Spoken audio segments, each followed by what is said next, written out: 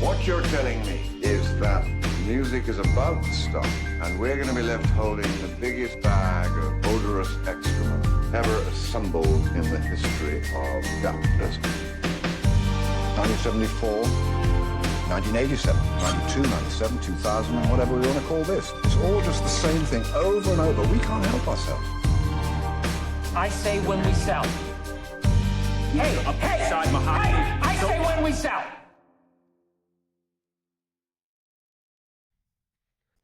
All right. And we're back. Yeah, welcome back to The Last Trade. This is our first ever in-person recording, so it's really nice to see Big Tim, of course. We got the long orange tie over there. Got Michael Tanguma and Brian Cubellis. So, gentlemen, it's nice to see you in person. Tim, you finally got the chance to meet Michael. You didn't think it was going to happen this week, but it did. I thought it was AI Michael the whole time. Yeah. I'm glad we did this on Friday because we have a whole week of ammunition to talk about. There's been some incidents across the board, good and bad, and we obviously have a pretty suppressed price at this point, so there's a lot to talk about. Yeah, you wouldn't think that at 3 o'clock in the morning, someone would be trying to break into your hotel room to steal your... Jackson, where are we? We're in New York. Oh, right. Yeah. So why are we even together in the first place? Midtown. It's a good point. So beautiful Midtown. We have Bitcoin Investor Week was this week, which I would say in terms of conferences that at least I've attended, very well done. The people that decided to show up were more serious, I think, both as individuals and as institutions. I tended to, just be bouncing around the room, chatting to a lot of people, and I think it's just a higher caliber of individual that made the intention to show up here. So I want to say kudos to Pomp's team. They did a great job. And also he's kind of an animal up on the stage in terms of just moderating all these discussions one after another. Yeah, so it's been really good. What do you guys think? I think it's been great. I think he's done a great job, to your point, of curating a crowd that isn't just, Bitcoin enthusiasts or what you would typically see at a Bitcoin conference. It's very much really bridging the gap between Bitcoin and traditional finance space. And so a lot of interested folks who are curious and trying to learn more. So yeah, I think it's been a great week.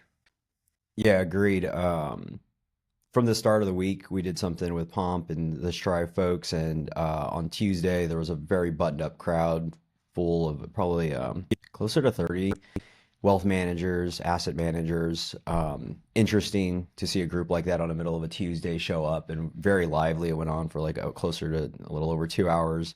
Going into Wednesday, he had a session, but then there was mining and a component around like business treasury.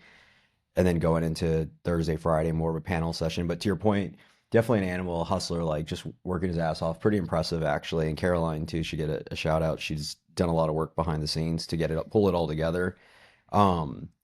The things that have stood out, obviously, like because we're closest to it, the two like themes are the business treasury stuff and Strive and the GameStop. I don't want to call it an activist approach, but they did write a letter and they're trying to get them to put Bitcoin. That's what they're calling it. So I guess it is an activist approach that's increasing. There's a lot of conversations. I know Tim gets excited. We can talk about that. And then the other one that I found fascinating was just this notion of like there are sophisticated participants in the crypto ecosystem here.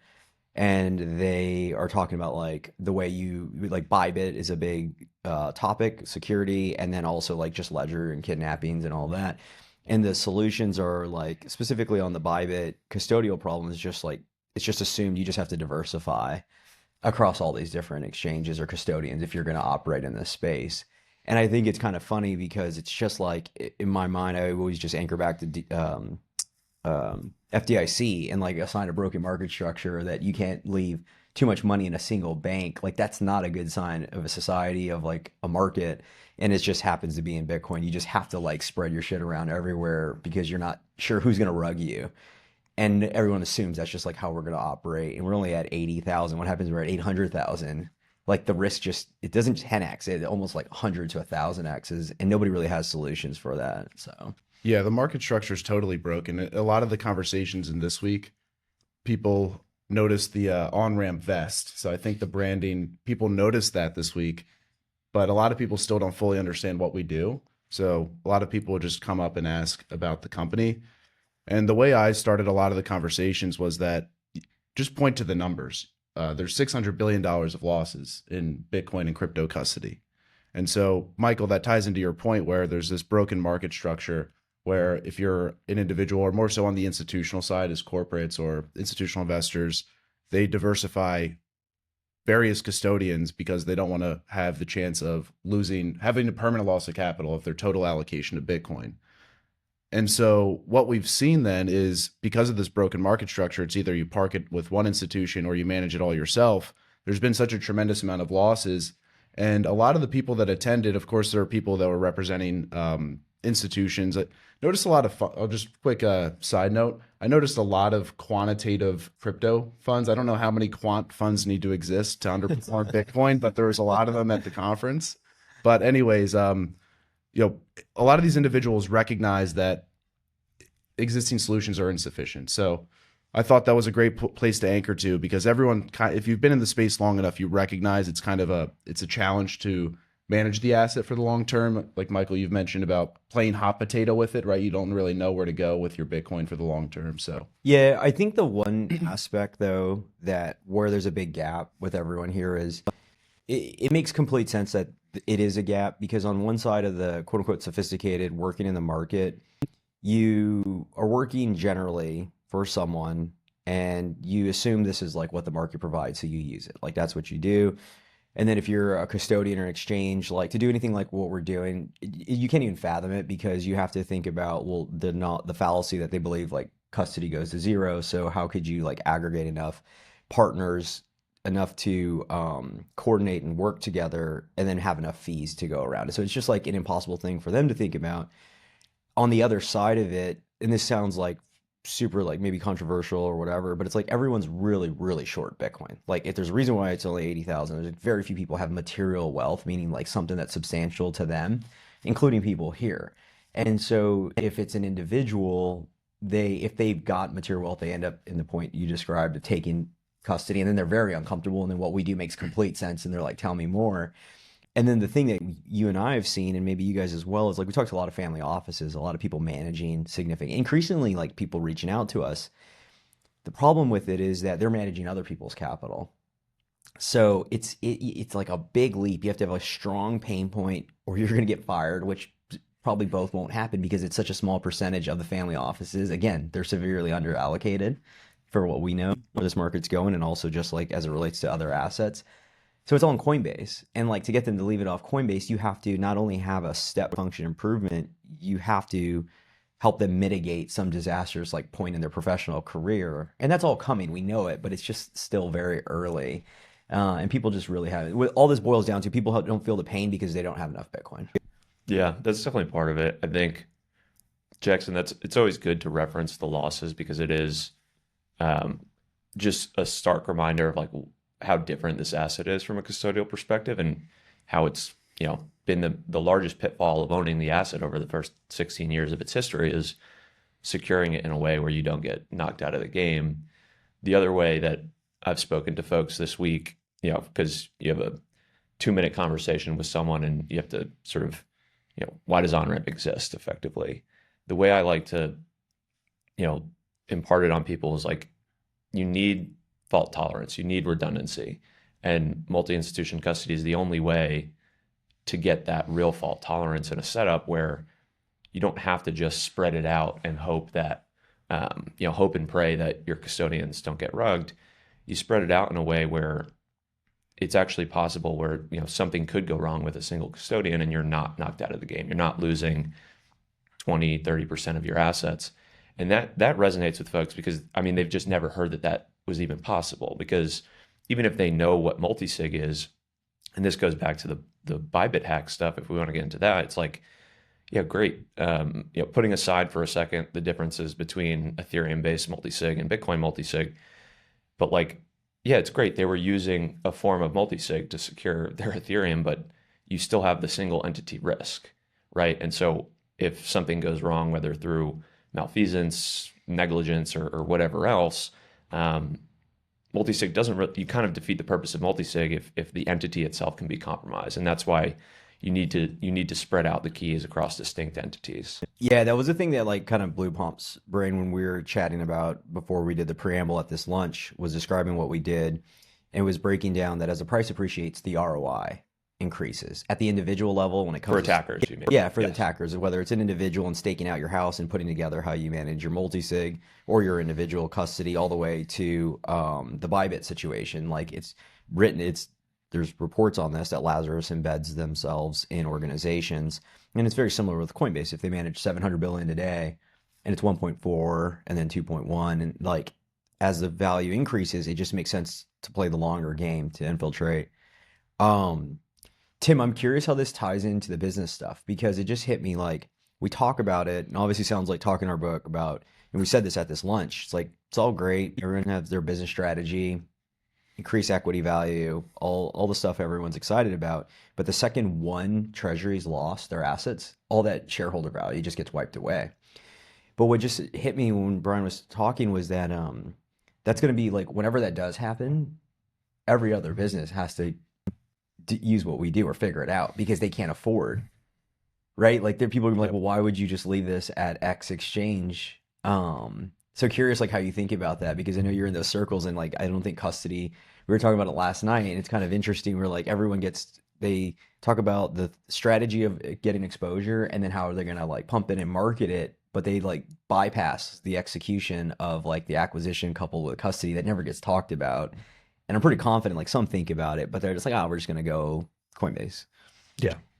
So it reminds me of when I was interviewing Eric Semler, and he said, of course, we're very happy with our custodians, but we're also very excited for additional institutions to enter. And of course, he meant traditional institutions. But yeah, I was sitting at the conference yesterday, and an individual came up to me, introduced themselves, and said, hey, I have a private company. We're going to flip it public. We're going to put Bitcoin on the balance sheet. And I'm not just excited for starting as a Bitcoin enthusiast, but now being more in the space and business and career wise. In that instance, I was able to say, yeah, however I can help, let me know. He's saying, I'm talking to investment banks, I'm doing this, I'm doing that, trying to prepare. And I said, if I can introduce you to OnRamp, for custody, to Acropolis for a Bitcoin Treasury solution, let me know how I can help. He's like, oh, maybe. And I'm like, yeah, I'm just throwing it out there so that if and when something happens, like, hey, yeah, I like that's just a natural part of the conversation for me now, which just makes me feel like I can at least do my part to try to move everything forward in a responsible way. Yeah, I think part of that too is we haven't seen that many companies actually deploy a Bitcoin treasury strategy. And I think it's the same reason why we haven't seen a lot of investors actually allocate in a meaningful way to Bitcoin, because you can't really wrap your arms around an asset class that you could lose permanently because you didn't actually secure it the right way. That doesn't exist in traditional finance. I think that's almost worse, to make the allocation. So be right about Bitcoin over the long term, but then not actually be able to enjoy that wealth however you want it later down the line, or increase the value of your company in the business case. But that's certainly something that I noticed. I went to a breakfast yesterday morning at Alliance Bernstein in their Hudson Yards office, and so I just recognized I hadn't been in one of those rooms in a while. When I was at Stifel, Brian, Brown Brothers as well, there's always weekly or monthly strategy update calls from various groups. And so Bernstein had a breakfast that was obviously open to some external people as well, hence me being there. But they were really talking about all these things that were incredibly bullish for Bitcoin, but Bitcoin wasn't spoken about once. But it was about tech and kind of the future of investing in all these things. And I just find it so fascinating, because when I got there a little bit late, probably 15 minutes into the presentation, because of the incident that happened at my hotel room, which we'll get into, but I got there a little bit late, and immediately they had kind of their own branded slide of the projected federal debt, right, that you've seen used, I think, by the Congressional Budget Office. And so they were talking about federal debt. They had a cool chart. I want to get the full slide deck, but they had a chart that showed pre and post debt levels, GFC. So like at the state level, consumer level, I think debt's been pretty flat pre and post GFC, but the federal government debt has obviously gone parabolic since the great financial crisis. So they're talking about all these macro themes, and then they went into things specific to a lot of things around AI and talking about how the businesses that won in software over the past decade were not the businesses that built the infrastructure for the software, but the ones that were able to capture the value of the networks upon that infrastructure. So I was then thinking about, well, like Bitcoin really ties into all this, right? Because it's building on the network effects of social medias and the internet, of course. But it's just remarkable to be in a room where you have successful people, sophisticated people. They knew their stuff about equities very well. They were very well researched, but they're not talking at all about Bitcoin, which I think is remarkable. So just goes back to, I think, A, there's confusion. B, you see CNBC, Wall Street Journal, you see the Bybit hack. You're like, well, I don't want to lose my assets that way. You don't want to be diving through a landfill. So there's all these structural issues that exist. And so that's why a lot of people haven't invested. I think it's just like, it's too daunting. It's too different. Yeah. And going back to Michael, what you were saying around like, all these companies that have a good idea around, we need exposure to Bitcoin, let's put it on our balance sheet. I think the reason they're not thinking about custody is because it's just it's sort of a short-termism thing. Like in their mind, it's probably still a trade to some extent. I don't think they're thinking about it as a 50 to 100-year plan. And if you do have that perspective, then yeah, you start to think about, well, how do I protect this into the future? How do I make sure, to Jackson's point, I don't get kicked out of the game? Because from a fiduciary perspective, whether it's a company running a Bitcoin Treasury strategy or an investment advisor allocating to Bitcoin for their clients, like that's what gets you fired, is if like you got the thesis right, but hey, the allocation's now 0 because you picked the wrong custodian. So that's what gets people fired over the next decade. Yeah, what's interesting is like you brought this up, Jackson, in a pod recently about counterparty risk and like the lack of conversation counterparty risk in like TradFi. And it ties to like Bitcoin just having accelerated, whatever we call it, business cycles, where we just see whether it's the uptrend and then downtrend, the volatility, or exchange hacks. Like the Bybit thing, while it's a big deal, it's the largest hack in the history of like humanity, right? Like it's kind of like, it was ETH, like it's some, Asian Pacific exchange. It's like, it's not that big of a deal. It's also crazy, like, well, not crazy, but like another takeaway for me from over the weekend was like, they actually did a pretty remarkable job of communicating what was going on in real time, and then also having like pretty, not a difficult time plugging the hole, which also just speaks. Well, to that's a different conversation of like how they actually plug the hole and is that part of this downturn. But where it was going was like that you can have a hack and it kind of gets glossed over in this space, and we're on to the next thing. And where I'm going is that most people just do not assume like they're going to lose their money when they invest. So if they get past, to your point, that keeps a lot of people out. But the second that they're in, like when you talk to family office or corporate treasury, it's like whatever you would imagine can't happen.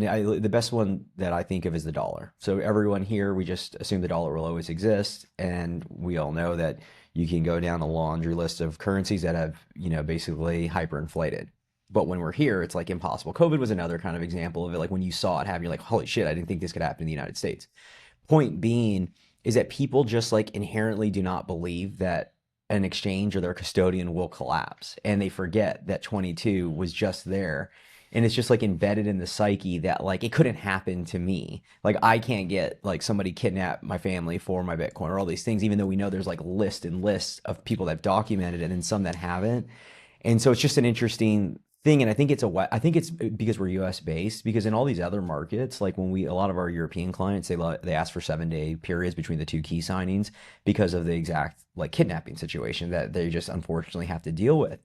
And so it's just a very much Western counterparty trust in the system. The problem is like we generally have the best rule on you should trust people, but Bitcoin has that accelerated business cycle of counterparty risk because it's digital. Like you can take it, people go and rehypothecate, and the volatility shakes people out. And so it's just like a learning curve. To your point, people need like better education. They need to be able to find you, ask you about their business strategy, and then you'd be like, hey, maybe you should actually like look into custody because this isn't this thing that's just figured out that you should assume. And the word assume, I was literally just thinking people must either be absent-minded, meaning they've got lives. I understand that. And or they're assuming the best. Like when I engage with an insurance policy, you just, it's a trusted institution. And so I think if a couple additional things come into play, you'll see people kind of have that light bulb moment, because you don't see any of the larger named custodians, to my knowledge, doing any education on security or why people should trust that everything's fine. Yeah. I mean, there's just like no information out there, at least not that they're promoting or marketing and trying to make that part of the conversation. The other aspect, and this is why we focus on education on like the asset, is simply because everyone's like speculating on it. Again, not everyone is overgeneralizing, but majority of people stepping in, like it's a ticker in the same way like something on Robinhood that's the latest meme stock or meme coin. Like Bitcoin's like a form of a meme for individuals. So they're never really allocating more than maybe 1%. Because to Jackson's point, they never know, like if you leave it on exchange, it's known to be hacked, or you put it on a ledger and it could end up in a landfill. So we're so still early that people don't look at this asset as just a way to preserve their wealth and like just DCA and then go about their lives. And it's going to take still time to like that permeate. Because when that permeates, then it just becomes natural. It's like, well, if I have 3, 5, 10%, I can't afford to like have this mess up. Yeah. I think it comes back to other people's money too. OPM, like you don't really care about other people's money like you do your own, right? So if you're allocating on behalf of other people, you want to do the thing that doesn't get you fired. Everyone is self-interested, right? So you're going to do the thing that looks best for your career, doesn't get you fired, gets you the promotion. You don't really care. Well, it's also like a herd mentality, crowd thing, for sure, type thing, where it's like, and you saw this pretty explicitly with like the ETFs, and it was like, as soon as BlackRock put forth that they were going to use Coinbase for their custodian, everybody used Coinbase for their custodian. So it was just a pure like, okay, that worked, that got through the SEC, that's what we need to do, so let's do it. Let's not overthink it, let's just get it through the door. Of course, but it's also like people treat their own finances differently than a company or a client's. I mean, if you're acting as a fiduciary, you should be, of course, doing the right thing by your clients, but even if you work at like a large company, right, and you go on a trip, you're probably going to spend the money of the company differently than you would spend your own. Like if you're just like, you have unlimited budget, you work at like Google or you work at BNY, whatever, right, and you're on a business trip. That's why you stayed at that really nice hotel this week, right? So should we talk about that? Might as well. Briefly, I mean, Jackson had a visitor in the middle of the night. Yeah, I mean, we don't have to get into the details, but I had a very poor hotel experience. So anyone who's listening, do not stay at the New Yorker at Penn Station. I mean, if you come to New York, it's just generally not a good idea to stay in Midtown. But I stayed catty corner to Penn Station in the New Yorker hotel. Do not stay there. I woke up in the middle of the night, about 2:30 in the morning, to someone belligerently banging on my door. I looked, you have the little peephole, you can see what's going on out there. It's like, at first I didn't think it was someone at my door. I just thought it was the wind blowing my door or something. But I got out of bed, I look, and there's this large dude just banging on my door. He's clearly under the influence of something. Long story short, he did some inappropriate things. He pulled his pants down and relieved himself on my door. I had to call the security of the hotel, and the police had to come. And so there was this entire incident that took place at the New Yorker hotel this week. So it's why I'm a little bit fatigued. I also think that, if you want the rest of their details, book a consultation with Jackson. Exactly. I think it actually came out that this guy was part of a larger ring that was following people at the conference, and he pretended to be belligerent, but he was actually trying to get Jackson's Bitcoin. And so possible. It was the thing that we found odd when Jackson was telling the story was that he opened the door at 2:30 in the morning. Yeah, wild move to open the door. I was half asleep. I gave him I gave him the benefit of the doubt. I cracked the door open. I was like, man, this is not your room. He was incoherent though, so didn't understand that. So of course, closed the door. But yeah, more point of the story. Don't stay at that hotel. Also, don't travel with your Bitcoin. You're kind of in a predicament if you're doing self-custody. Probably don't want to bring it with you because you're not going to have the same security being at a hotel. And you're also not going to want to be carrying it around a city or wherever you are. But then it's also like, well, if you're leaving for a prolonged period of time, what do you do with the asset? So it's just like this chicken or egg thing. I don't know. So there's a lot, this week, ETF outflows, the price, 80K, Arch partnership, the Bybit one. I mean, you maybe just go into the Bybit because I was thinking about. It's not a Bybit partnership, to be clear. No Bybit partnership. No, we don't do anything like that. But I was thinking. That's how rumors get started. I was thinking about. So we can go into the mechanics of the Bybit, but at the end of the day, they were playing with these plastic devices. This is like ultimately what they were doing. They were playing with these like plastic devices. And if anybody has ever used, and it's funny because people have to, because it's the largest. I don't know if you know this, but so like roughly 60 to 70% of all the Bitcoins held by individuals, but then they hold it 70 to 80% of market share is with Ledger.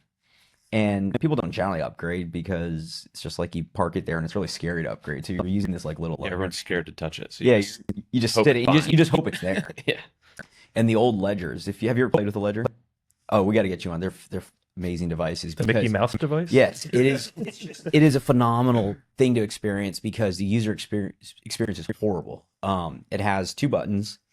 The first part is when you get to put in the pin. If you do it twice and fail, the third time, if you mess up, it wipes the device completely. So unless you back up the words, you're just like lost all your Bitcoin.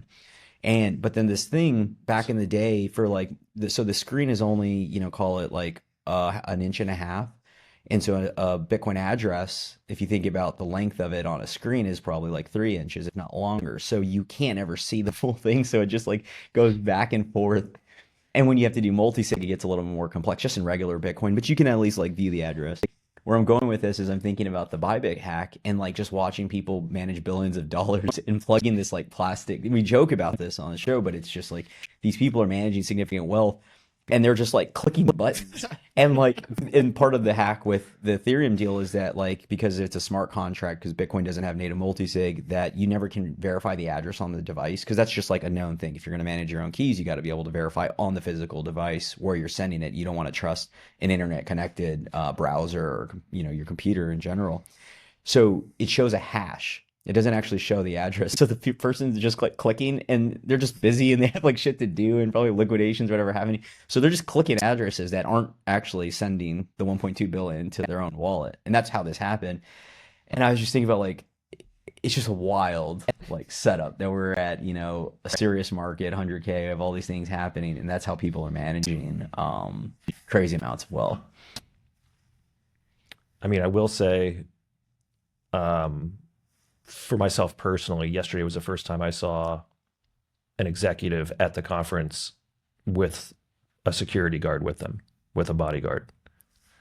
I mean, I've heard stories of like the crypto ball, like in the VIP area, like every single person that had security with, there's like 3 or 4 security guards for every person. It just makes it very uncomfortable and not a great vibe, right? Yeah. So like, I guess that's where we're going if you want to just, do that. Yeah, next time I stay in Midtown, I'm going to have a security guard covered at all times. No, but I agree, Tim. I think it's actually remarkable that where we are, I mean, we're at about 80K right now, so it's a hurting market. But to your point, I'm surprised we haven't seen more of that actually, because you would think like some of the more high-profile people, both host of conferences, but also a lot of the speakers are very high profile as well. And to your point, some of them, I guess, have security with them, but others don't. And so I've been thinking about this for a while. Pretty much reminds me of the conversation we had earlier this week where we were speaking to someone who wanted to do self-custody, right, Michael? Like wanted to run their own multi-sig, wanted to do it in a non-KYC way.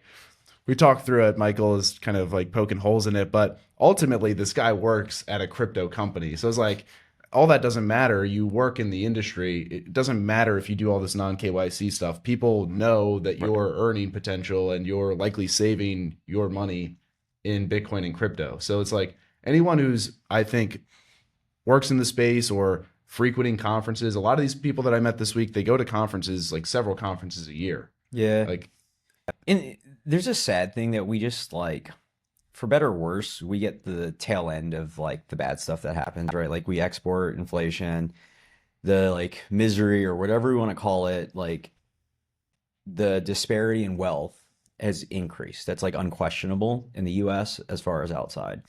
And so this conversation Jackson's bringing up happened to be with somebody that was from the UK. And so he's describing how fundamentally his like experience changes when he goes to the UK versus here in New York, simply from like keeping his phone out. He was referencing you just never take your phone out on the streets because they have spotters and it's very elaborate for a phone. And he's just breaking down like how in the US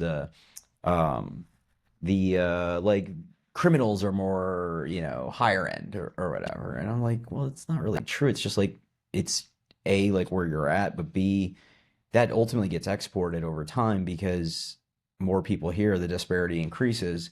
And where I'm going with this is that like, so it's known in Europe and other places, you just don't talk about this stuff. You don't do a lot of these things. We just assume you take for granted here, but we're in a bull market for crime, for all these things. And because it doesn't matter what administration or folks that come in or DAs that come, at the end of the day, if there's an increasing disparity from people with money and not, that's where crime starts to break down. That's like how society, that's why you need a good form of money. So this doesn't end for a while. Like Bitcoin's price appreciation helps and protects individuals, but while that's happening, people are going to continue to have their money debased.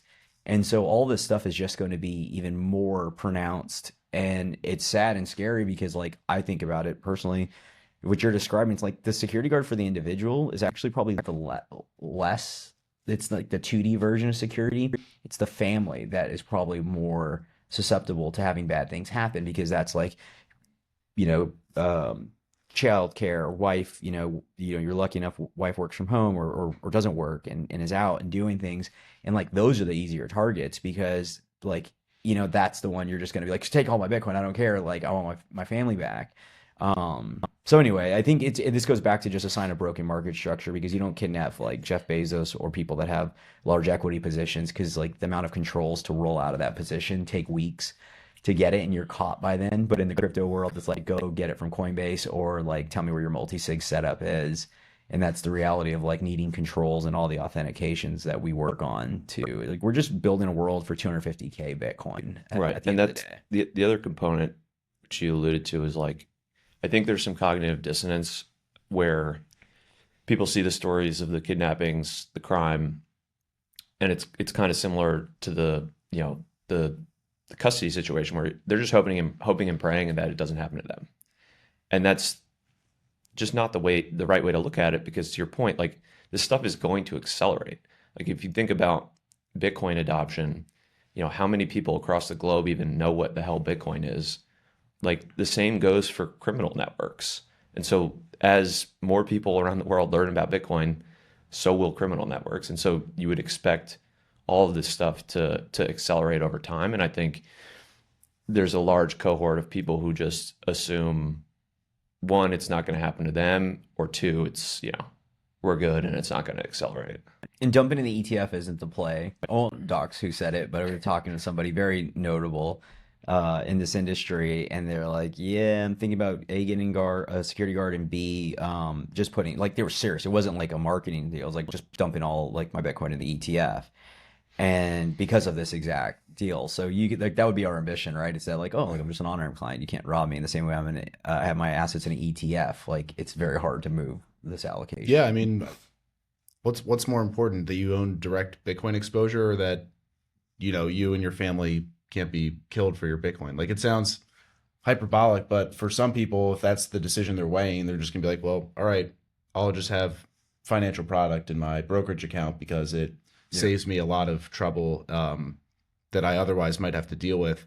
Yeah, that's just kind of messed up that we even have to talk about this. I think hopefully at some point it'll be interesting to see how this all plays out, because I think there will just be more solutions that naturally will have to protect against this. But then also the bounty, of course, increases over time.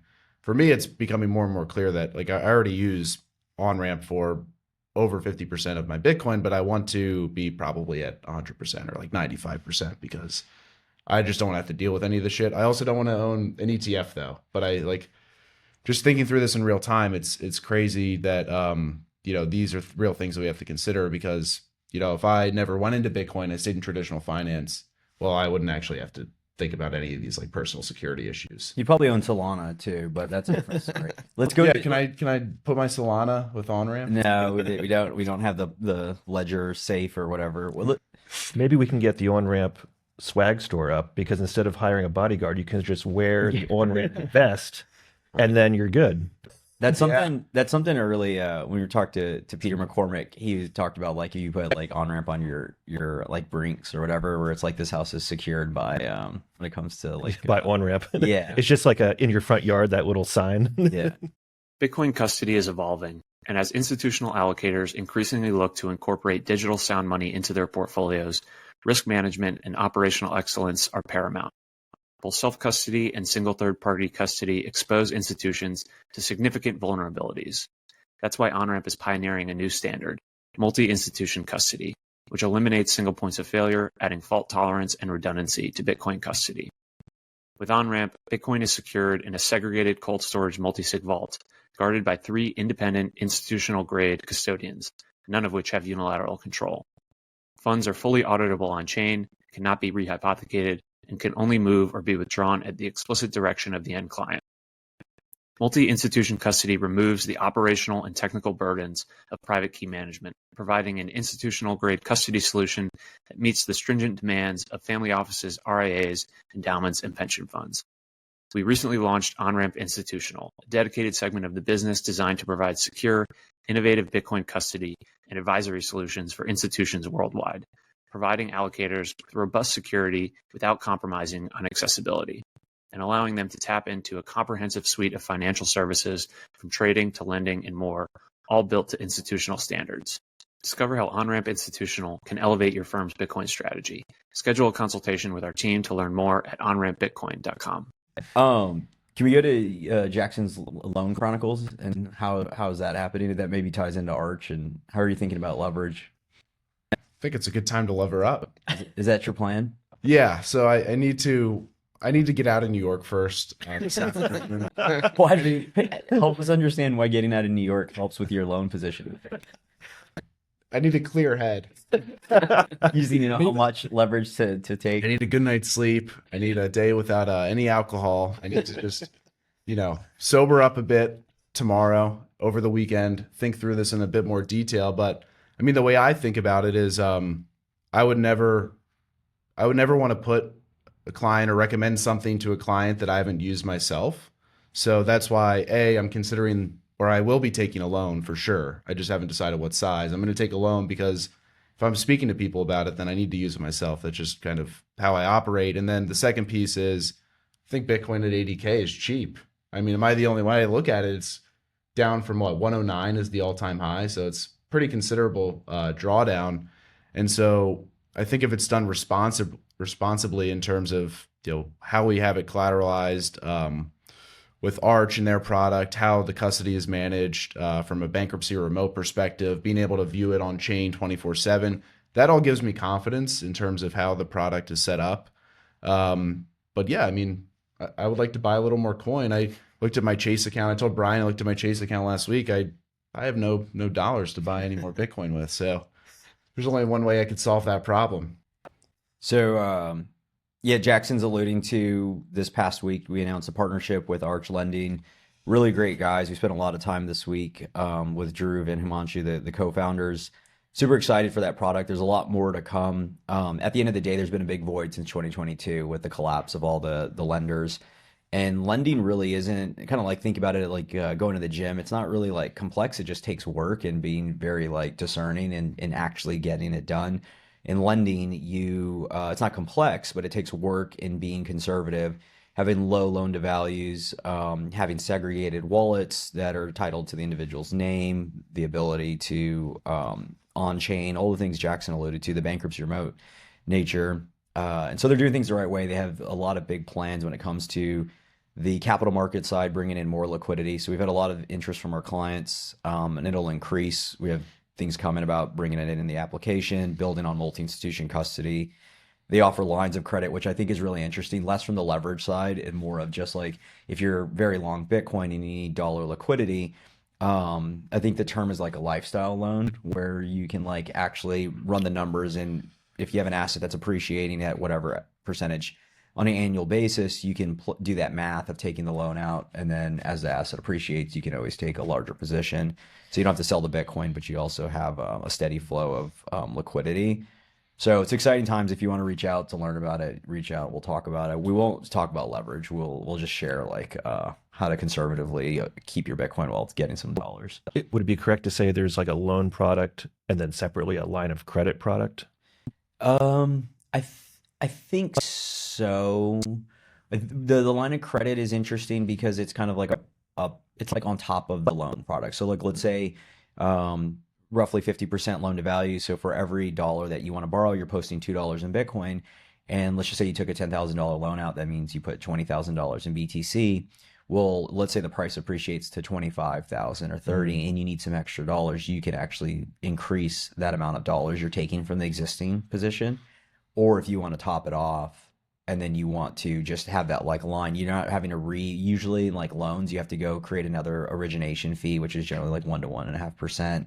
It's a general like you have to sign everything. Yeah, again. it's a new process versus just like extending it, which is super slick when you think about like as the price appreciates, you come into an on-ramp dashboard, you have your different, wallets, you have your long-term custody, and whether it's you need to buy a diamond ring, because this is like true story. Like I sold a Rolex because I wasn't going to sell my Bitcoin for my wife's diamond ring. Like, well, maybe you don't have to do that. If you need some liquidity, you just like press a couple buttons, you get dollars wired to your bank account. And then you wait for your, we work with a lot of TradFi folks to get their quarterly or end of year bonus. You get your bonus, you pay it off, you have your Bitcoin appreciated, didn't appreciate, you didn't have to spend those sats. There's a lot of reasons where loans are an important part of the market structure. So it's an exciting part to add to our financial services. Yeah. So what about the price? House view, Brian Cubellis. House view, this is very normal. So from the top that you mentioned, like 109 to where we sit today, I think it's like a 28% decline. It's not even the worst dip of this cycle. So if you go back to August of 24, there was a 33% decline from like 74 down to 50K. And if you just look back at the history of Bitcoin bull markets, there's several instances of bull market drawdowns that range anywhere from 20 to 60%.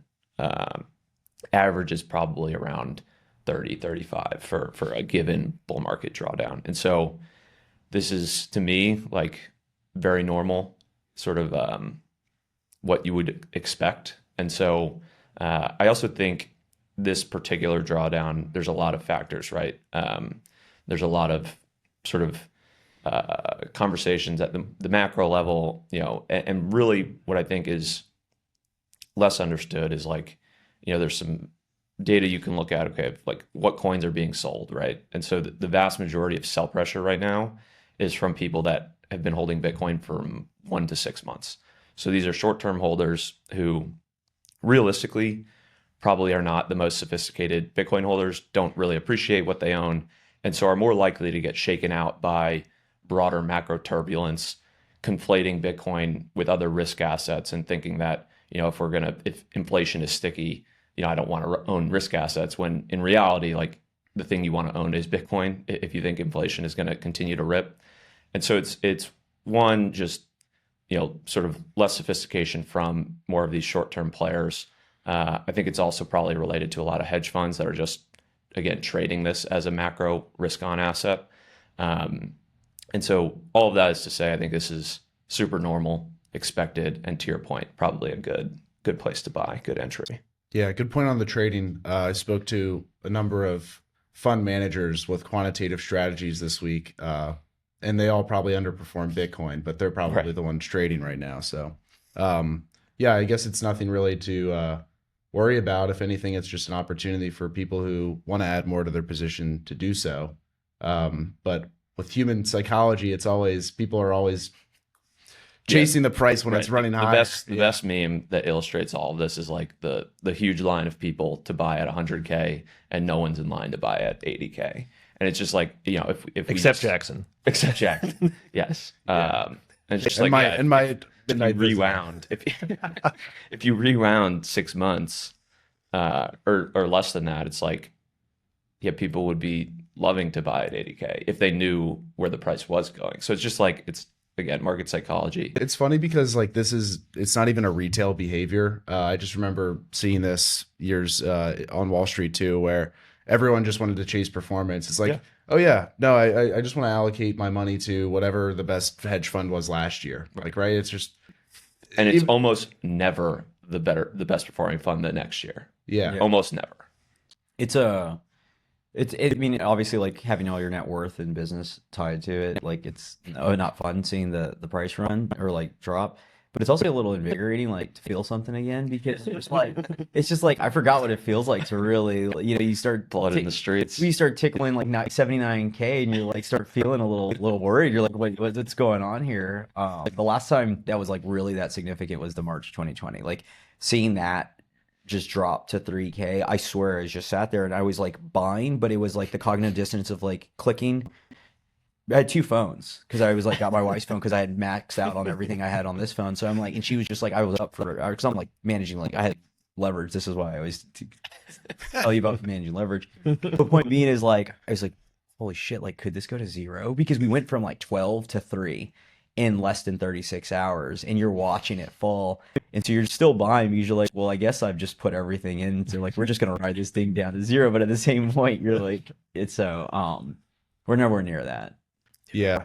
We will experience something like that though. Like we will in this next, as long as this isn't over and the price is coming and all these people licking their chops, they're going to come in, all the leverage that's going to come in. We're going to see whether it's like 800 to 200 or whatever it is. We're just going to see an unwinding of like epic proportions because the dollar amount always goes great, which we didn't talk about, but I can't help but feel the $1.2 billion largest hack of all history has something to do with a little bit of the price as well. While it's not the same asset, I feel like there has to be some connectivity. Well, part of it could just be, again, back to the more, less sophisticated short-term holder.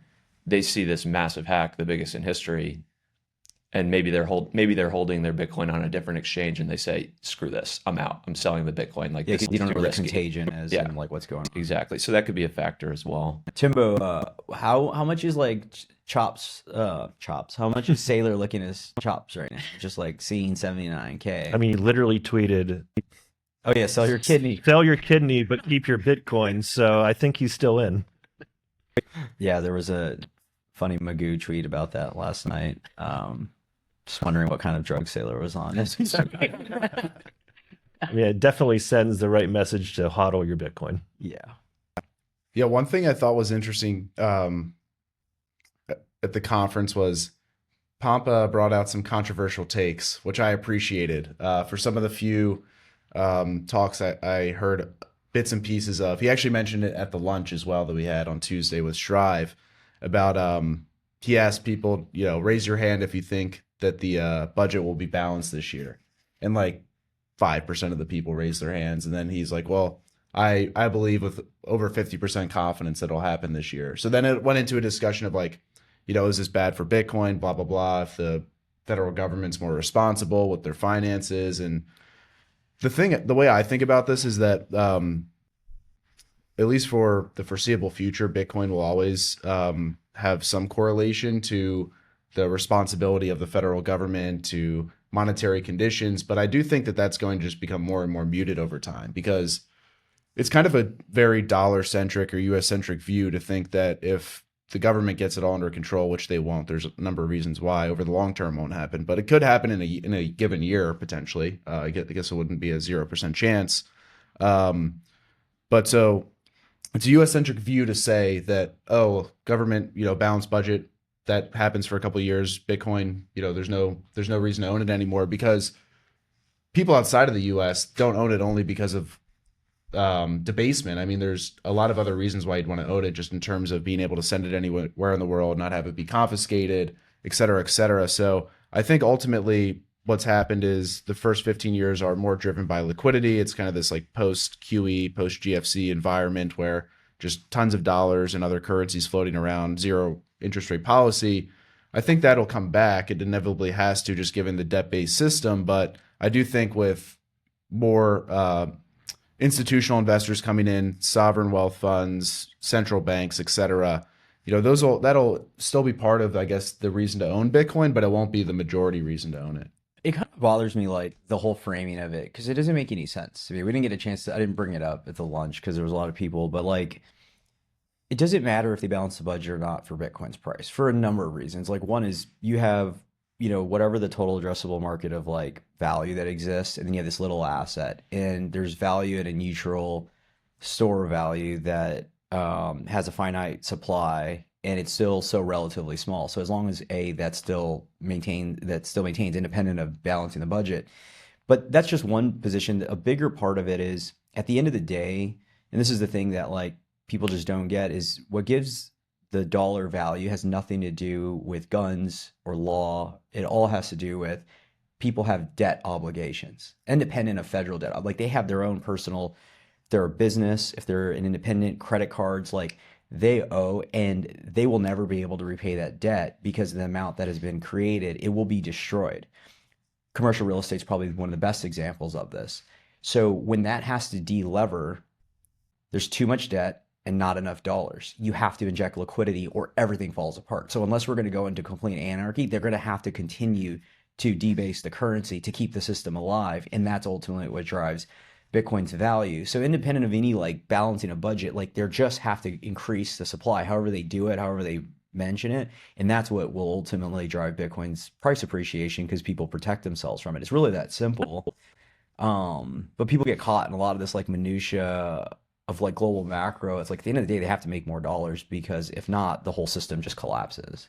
And I think what's probably most likely, and I think James Lavish and Sam Callahan mentioned this when Pomp sort of posed this question to them. It's like, yeah, I guess theoretically it would be possible, but like it would be on a nominal basis, right? To your point, Michael, like it would be the currency would still be debasing at an excessive rate, even if you nominally balance the budget and you nominally have some GDP growth. Like that will be a function of a debasing currency, and so I put it at a very sort of low probability that even happens. But for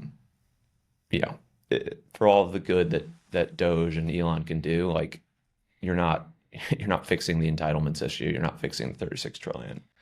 Yeah, I mean, Luke Grumman, I got to re-listen to this, because he references, it's always good to like contextualize all this stuff. And he referenced like the Afghanistan war, and like from 2000 to 2020, it was like, imagine if we all just went on some bender in Vegas, and like the US, like we as a society went on I think it's like $2 trillion bender where we have nothing to show for it. Like we even left the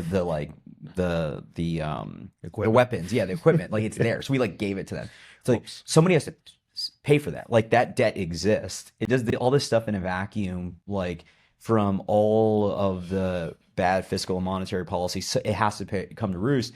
And if this exists by way of loans, all the way down to the micro example of somebody took out a loan, lost their job, because that's what's happening today. Well, somebody has to pay that debt, all the way to the largest macro, whether it's a sovereign, that debt exists and is being defaulted on every minute, because it's just bad. Economic decisions. And so you have to print more dollars, or if you default, you just again cost like a mass cascading. And so like that's just a function of how this whole system's set up. It's why it's the whole bull case for Bitcoin. Yeah, you could hear them cheering for the bull case. Yeah, there's literally cheering right outside the door. Which, like, I don't know, it's probably, we're running up on time, but this ties into the second part of that conversation at the lunch, which was it comes up all like inflation or deflation, and does like Bitcoin protect you? And it's like, well, it protects you in both, because inflation, obviously your currency's debased, but deflation, very similarly, like as a corporate or business or individual, you need to hold something to preserve your wealth, because the micro example of an individual losing his job, that's like kind of like deflation, like you just lost your income. But on like corporate level, if software and these other tools are increasing, well, that's a form of deflation, because now your margins completely collapse, because now you can't charge for OpenAI, and so you need something to preserve your wealth. Like it goes both ways. Speaking of understanding or thinking we even understand Bitcoin, does anybody have a hot take on what Jeff Park has kind of popularized? I can't say that word. And I don't think a lot of people agree with this, especially the pundits on mainstream TV, that as the Bitcoin price increases, the volatility is going to increase. And that I think so. I think the common theme, and I see Brian like grimacing, like I think the common theme is that people think like as the price appreciates, the volatility maybe like historically dampens a bit, but you're just increasing the liquidity pool amount of capital, the size of capital. There's still humans that manage all this. They don't just like long term. We see this now. So there are going to dump positions. There's going to be exchange hacks. They're not going to know where to pinpoint the risk. And so they just like exit. Like there's a lot of things that will just factor. So that only increases as adoption. There's more people involved. I think it depends on what time horizon you're talking about, because I think in my mind, for sort of called the next few cycles, I would expect volatility to continue its downward trend. But that being said, there's a point at which something flips. And what I mean by that is effectively the dollar begins to hyperinflate.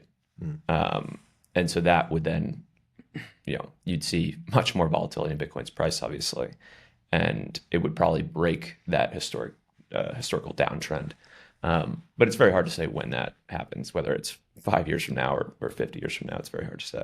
One thing you just made me think of though, and this is something that we'll see, and I didn't thought about it, was like so there's all this liquidity and it's unsophisticated.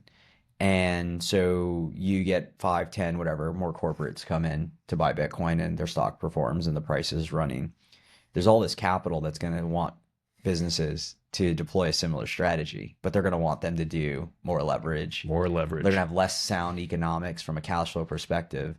And inevitably, like there's people out there, seeing target points to like find liquidation and all the things associated. So you have like on the other side of that, risk comes back, deleveraging, and then now all these companies have to like, and there'll be other firms that do this. There'll be even individuals that take out credit card loans to buy Bitcoin. Sell your kidneys. Yeah, so more dollars come in for leverage, right? Because even in 22, there wasn't like that much liquidity to come in compared to what's coming with Cantor, 2 billion facility. So point being is like on a short enough time horizon, you can imagine you see even more volatility because the market's just unsophisticated. All right. I mean, anything else we didn't touch? I know we got to wrap up here shortly, but was there anything else that stood out either from the conference or just conversations before we call it? One thing, I had a conversation last night at our dinner, and I think, it's very easy to get caught up in pessimism of the moment, and that really stems from, again, less sophisticated players who look at Bitcoin, quote unquote, crashing down to 80K. Not only is it a very normal sort of bull market correction, but the other thing I was talking with some folks about last night is like, say what you will about Trump and everything he's done since coming into power, the meme coin stuff. This is by far and away the most friendly administration any Bitcoiner could have ever asked for.